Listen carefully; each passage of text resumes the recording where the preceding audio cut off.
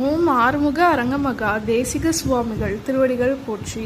தவத்திரு குருநாதர் ஆசியால் அகத்தியர் சன்மார்க்க சங்கம் தூத்துக்குடி கிளை சங்கத்தின் சார்பாக 14/7/2025 தூத்துக்குடி தெப்பக்குளம் மாரியம்மன் கோயில் வளாகம் மற்றும் அரசு மருத்துவமனை வளாகத்தில் பசித்தோர் சுமார் 350 நபர்களுக்கு புளியோதரை சிறப்பாக வழங்கப்பட்டது.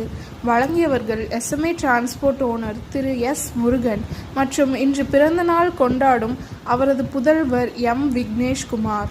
அன்னதானத்திற்கு பொருளுதவி செய்தவர்களும் தொண்டு செய்தவர்களும் அவர்கள் குடும்பத்தாரும் எல்லா வளமும் பெற்று சிறப்புடன் வாழ வேண்டுகிறோம்.